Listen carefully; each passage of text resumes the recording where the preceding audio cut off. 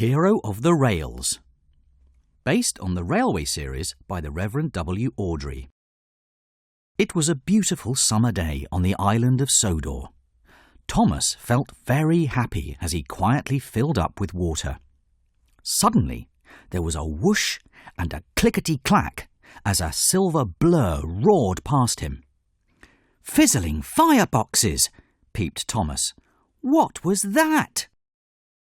Later, Spencer thundered up the track to Knapford Station, and all the engines realised who had been roaring around the island. "I have a very important job to do," Spencer puffed smugly. "The Duke and Duchess of Boxford are having a new summer house built. It has to be finished in time for their holiday." "Cinders and ashes," huffed Thomas. "Having Speedy Spencer on Sodor for one day is bad, but the whole summer will be terrible." During the next few days, Spencer was very rude to the other engines. He even called Thomas a tiny toy tank engine. Thomas told Spencer he could pull loads just as heavy as his. So Spencer challenged Thomas to a race around Sodor. The engines met at the shunting yards at dawn. A whistle wailed, and the race was on. As Thomas sped down a big hill, his brakes broke. He rolled faster and faster. He came to an old stretch of overgrown tracks that he'd never seen before, and crashed through the bushes. Finally, he slowed to a stop, and then he heard a noise. "Hello, my name is Hiro," a strange voice said. There was a very old engine in the bushes. He was rusty and broken. At first, Thomas wanted to roll away as fast as his wheels could carry him. But then he realised that Hiro was kind and gentle. Hiro told Thomas he had come to Sodor a long time ago. He had been one of the first steam engines on Sodor, and had been known as the master of the railway. But Hiro had broken down, and there had been no parts on Sodor to fix him with. He was forgotten. Thomas said he would get the Fat Controller to help. "No," Hiro cried. "You know what happens to old engines that aren't really useful anymore? They're sent to the smelting yard." Thomas decided to help his new friend in secret. Later, Thomas had his brakes repaired at the Sodor Steamworks. Thomas wanted to tell everyone about Hiro, but knew he had to keep quiet. As he chuffed away, he spotted an old engine part that Kevin the Crane had dropped. "This will be good for Hiro," he thought, and puffed away excitedly. The next day, Thomas did his work quickly and then sped out to visit Hiro. As he neared Hiro's hiding place, Spencer steamed around the bend. "What are you doing here?" Spencer asked. "I think you're up to something." Thomas didn't answer. He just chuffed away nervously. Thomas knew he couldn't do his work and repair Hiro on his own. So he went to Percy and told him everything. "Of course I'll help," Percy peeped. "What can I do?" "Will you take this tractor to Farmer McColl for me?" Thomas asked. Percy was excited about helping Thomas, but first he had to find a place to hide his mail trucks. Percy found an old siding to hide the mail trucks in, then went off with the tractor. But the tractor was so heavy that Percy popped a valve. He had to be repaired at the Sodor Steamworks, and in all the excitement, he forgot where he had hidden the mail trucks. Back at Tidmouth Sheds, the Fat Controller was very cross that Percy had lost his mail trucks. "I can help Percy find them tomorrow," Thomas peeped. Thomas's friends knew something strange was going on, so he told them all about Hiro. Gordon gasped, and James jumped. They had never heard such an amazing story. The next morning, Thomas was a really useful engine, and the whole time he knew Spencer was following him.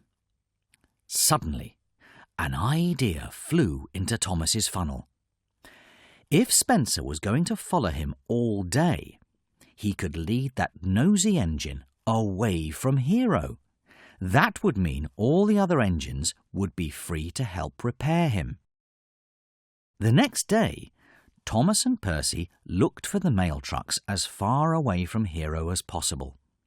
They puffed out to the quarry, with Spencer sneaking behind the whole way. When they got there, Mavis wouldn't leave Spencer alone. "What an honour!" she puffed. "Let me take you around the quarry." As he toured the quarry, Spencer biffed a hopper. Slate and dust showered down and blocked his funnel. Edward had to pull him to the steamworks to be repaired. With Spencer at the steamworks, Thomas thought it was a good time to take his friends to visit Hiro. Hiro liked meeting the other engines, but making all these new friends reminded him of old friends back home, which made him sad. "Don't worry," Thomas peeped. "Tomorrow, Percy will bring the last part. Then you'll be ready, and you won't be alone any more." The next morning, Spencer found Percy's missing mail trucks near Hiro's hiding place. "These must be part of Tricky Thomas's tricks," he huffed. Then raced back to Knapford Station to find the Fat Controller. "Spencer, why did you take Percy's mail trucks?" the Fat Controller demanded. "I didn't take." The Fat Controller wasn't interested in Spencer's excuses.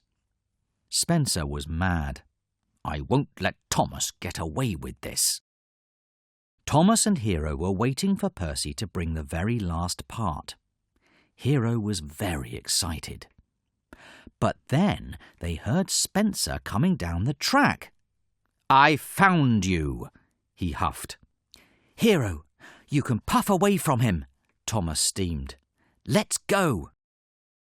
Hiro tried to race away, but without the missing piece, his pistons couldn't pump.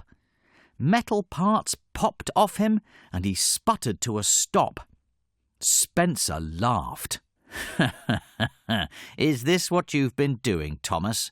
Making a heap of metal for the smelting yard? The Fat Controller will make sure he's sent there." As Spencer steamed away, Thomas felt terrible. Everything he had promised Hiro was ruined. He knew he had to find the Fat Controller before Spencer did.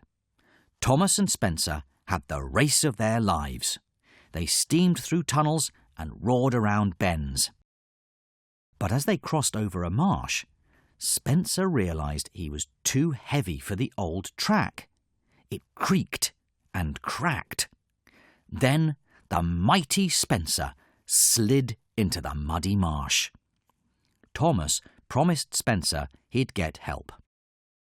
At Knapford Station, Thomas found the Fat Controller with the Duke and Duchess. Thomas's wheels wobbled as he told them all about Hiro. The Fat Controller was shocked. "You mean you found the master of the railway? Why didn't you come to me sooner?" the Fat Controller asked Thomas. "I was worried, so I tried to do it all alone," Thomas peeped. "We must help Hiro at once," said the Fat Controller. A few days later, all the engines went to see Hiro at the Sodor steamworks. When he puffed up the track, they couldn't believe their eyes. He looked wonderful, as good as new. "Welcome back, Master of the Railway," said the Fat Controller. "Now, go and get Spencer out of the mud." Together with Rocky and Thomas, Hiro pulled Spencer from the mud. Spencer couldn't believe how shiny and new Hiro looked. "I'm sorry I thought you were a tricky engine, Thomas," puffed Spencer. "And I'm sorry I called you a heap of scrap, Hiro." With a mighty heave and haul, Hiro pulled Spencer all the way to the steamworks. A few days later, all the engines gathered at Brendam Docks to say goodbye to Hiro. "I will never forget what you did for me," Hiro said to Thomas. "And I'll never forget you." "Sodor will always be your home too, Hiro," Thomas puffed happily.